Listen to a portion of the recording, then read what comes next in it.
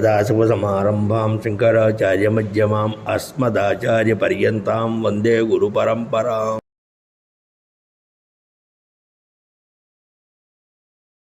దీన్నే చెప్తూ పద్మపురాణంలో ఉపాఖ్యానం చెప్తారు.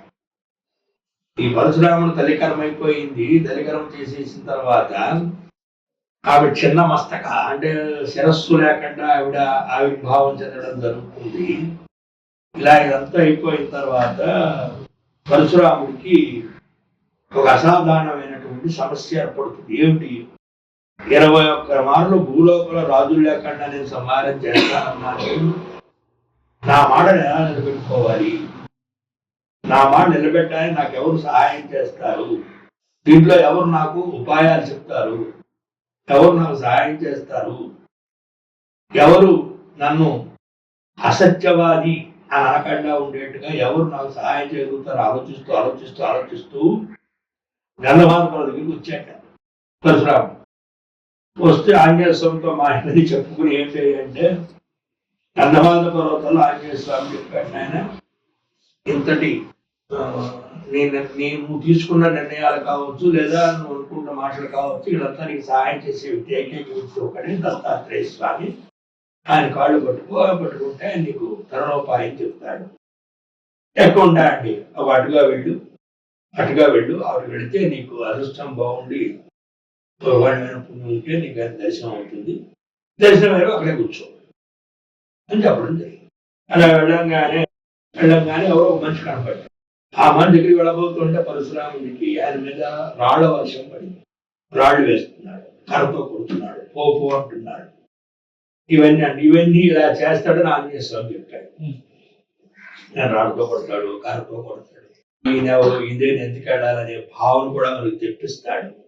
అది కేవలం సంస్కారంతో మాత్రమే గెలవాలి. ఇలా సుమారు 6 రోజులు పరశురాముడిని దత్తాత్రేయ స్వామి పరీక్ష చేసి అనేక విధాలుగా. ఈ 6వ రోజు తర్వాత ఎండ చేసి దగ్గరికి వెళ్ళి మొత్తం కాడు పట్టడం. ఏం కావాలి చెప్పాలి అంటే, అంతకుముందు తల్లికర్మ చేసిన ఆయన జ్ఞానుడు ఎవరో కూడా కాదు. మనమైతే వచ్చాక దాదా దగ్గర పిలుచుకునే దగ్గర మూటందా తీసుకుంటాం. అప్పుడు ఆయన అక్కడ పరశురాముడికి విశేషమైన శక్తుల్ని, రకరకాలైనటువంటి తన మాట నిలబెట్టుకోవడానికి కావలసినటువంటి శక్తులంతా కూడా ఇచ్చాడు అని మనకి ఓ పురాణంలో కనపడుతుంది.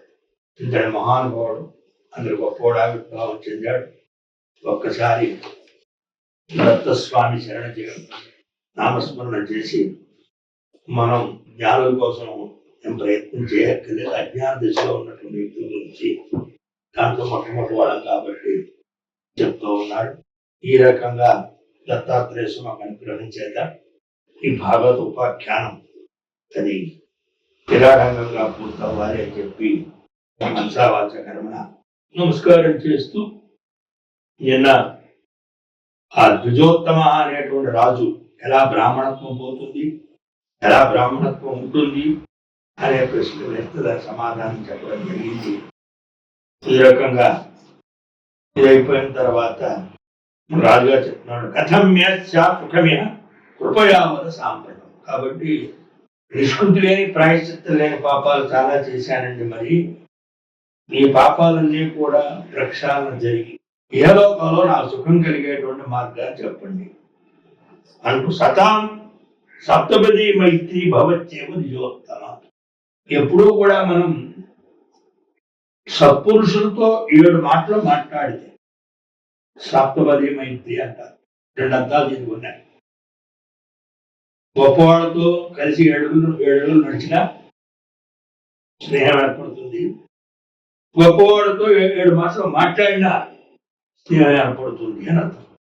వాడి కాలం సేపు మీతో నేను 2 విధాలుగా చర్చ చేశాను కాబట్టి, ఇది స్నేహానికి చిహ్నం కాబట్టి నన్ను ఉద్ధరించండి